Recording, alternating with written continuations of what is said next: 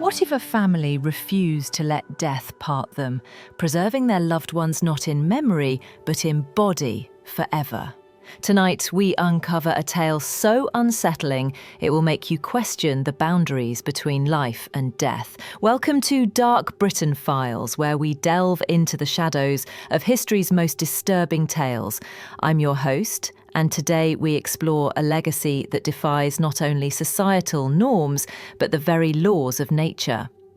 The Halbert family's story is not for the faint of heart, so settle in and prepare for a journey into the macabre, a tale of obsession, preservation, and a family who may still walk among us, neither fully alive nor truly dead.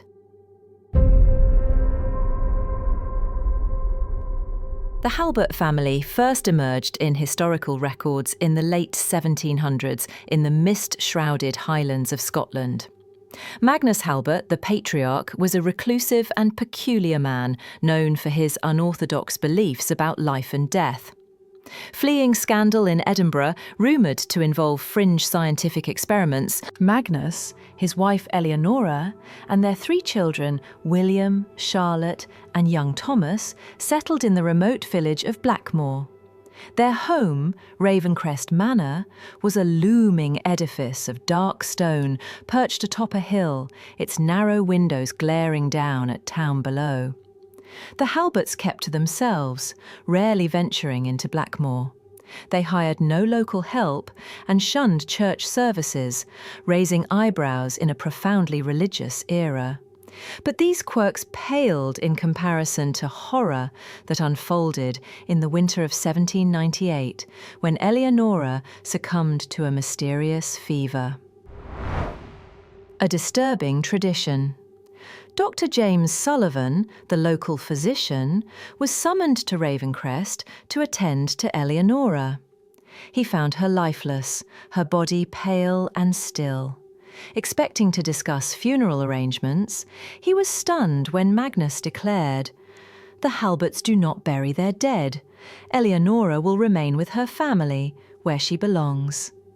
The next day, Dr. Sullivan returned with Reverend Thomas Clark, hoping to reason with Magnus.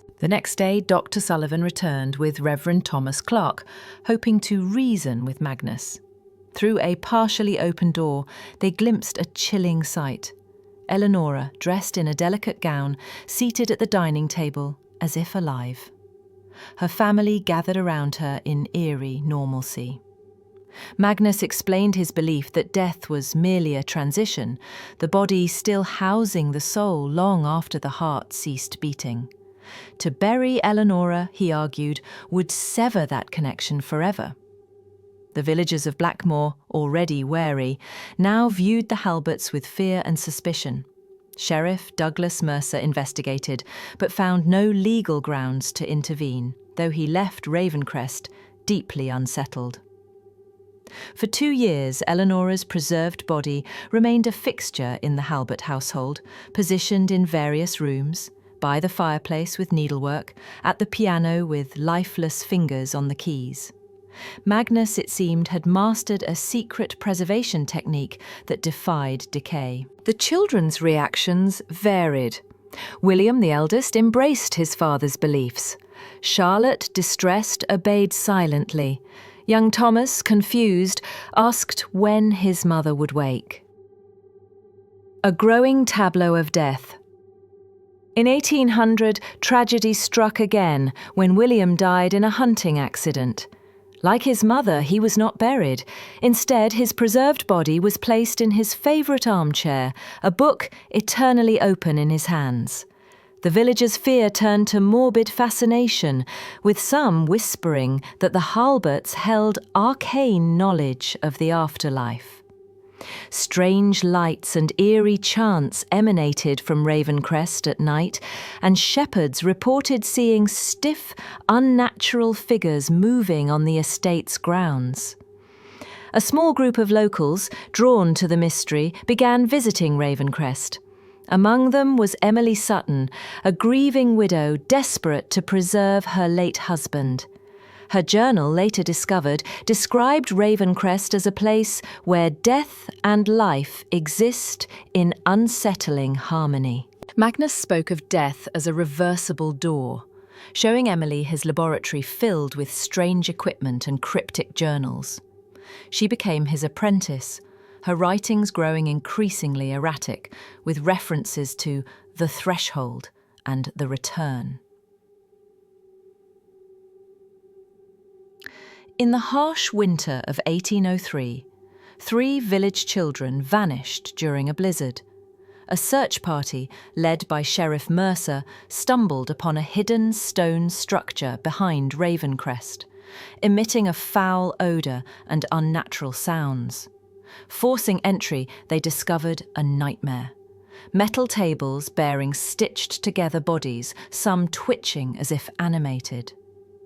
Among the remains were parts believed to belong to the missing children.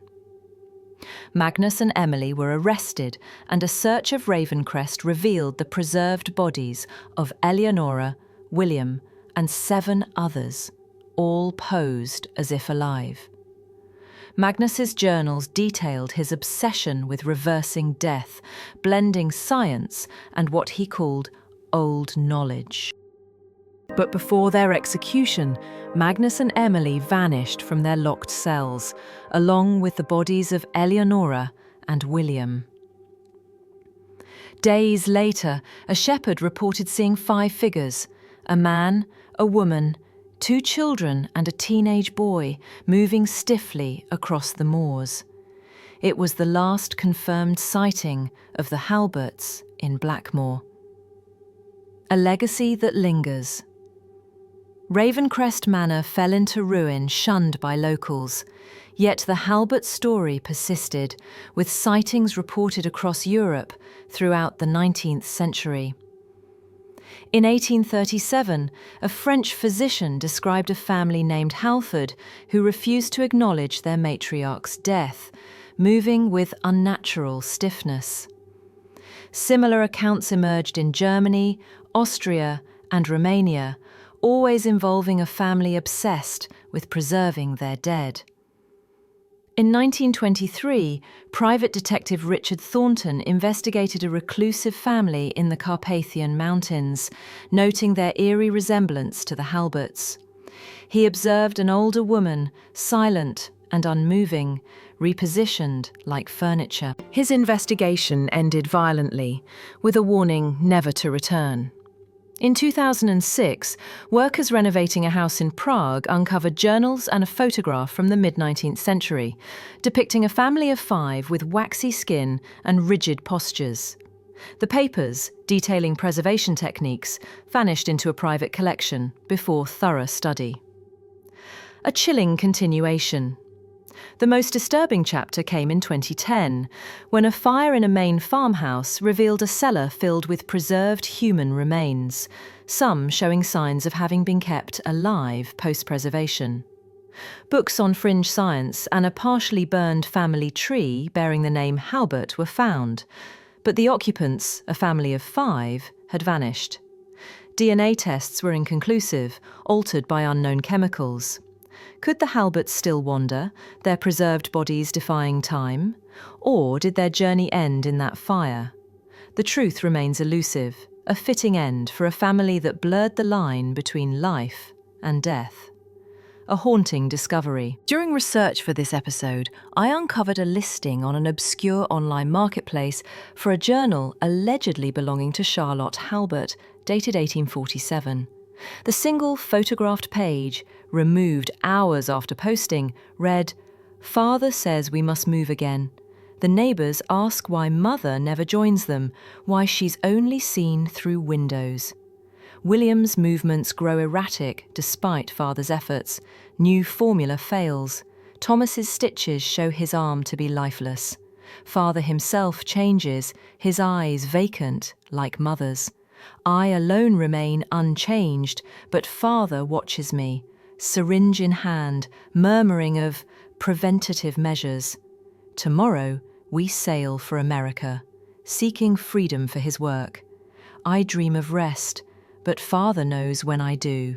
My hands stiffen. A room awaits me in our new home.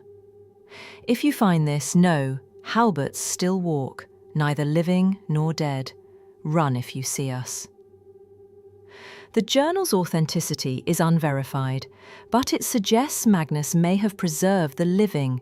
If true, the Halberts reached America, fading into the frontier's shadows. Reflections on mortality. The Halbert saga, blending fact and folklore, speaks to our fear of death and our longing to cling to loved ones. As modern science blurs the line between life and death through cryonics or transhumanism, the Halberts serve as a cautionary tale. Some boundaries, their story warns, are not meant to be crossed. To hold on too tightly may cost us our humanity. A final warning. As we conclude, a chilling detail. During production, our team received calls from an unlisted number. A mechanical voice delivered a haunting message. We are still here. We are still together. Family is forever. The calls couldn't be traced, and we've since increased studio security. Perhaps it's a prank, but in this line of work, caution is paramount. Support our channel to uncover more historical horrors. Until next time, sleep well, check your locks, and remember, some family traditions are best left buried.